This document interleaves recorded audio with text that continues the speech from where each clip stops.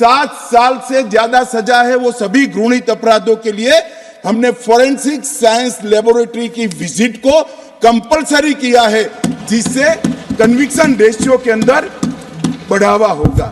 ये जो पूछते हैं क्या होगा इस कानून से, इनको मैं कहना चाहता हूं, अंग्रेज चले गए, पूरे देश में 4 प्रकार की न्याय प्रणाली चलती थी।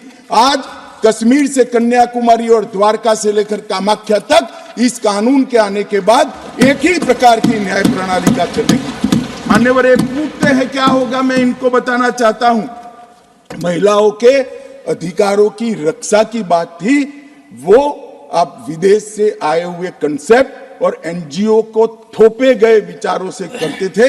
हम मातृशक्ति के सम्मान के लिए परंपरागत हमारा जो सम्मान है, वो सम्मान को इस कानून के अंदर कानून का स्वरूप देने में सफल हुए हैं, मैं बताना चाहता हूं। मान्यवर, जो पूछते हैं क्या होगा इस कानून से, आजादी के 75 साल तक और 4 दशक से आतंकवाद का दंश झेलने के बाद इस देश की आपराधिक न्याय प्रणाली के कानूनों के अंदर आतंकवाद की डेफिनेशन नहीं थी।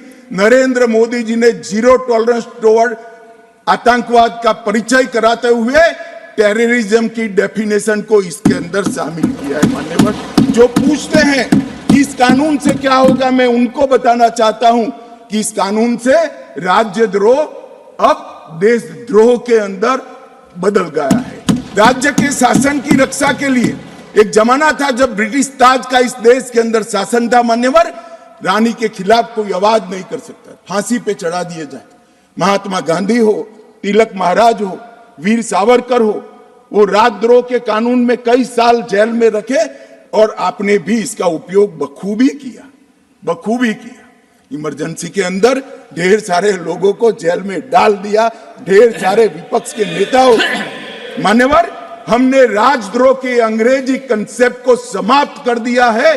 शासन के खिलाफ कोई भी बोल सकता है इस देश के अंदर। अब वाणी स्वतंत्रता का अधिकार भी है और लोकतंत्र है, मगर देश के खिलाफ आप नहीं बोल सकते हो। देश के खिलाफ बोलोगे, देश के खिलाफ कुछ करोगे, देश के हितों को नुकसान करोगे तो कठोर से कठोर दंड का प्रावधान इस कानून के अंदर है। व्यक्ति और देश के बीच में क्या अंतर होता है?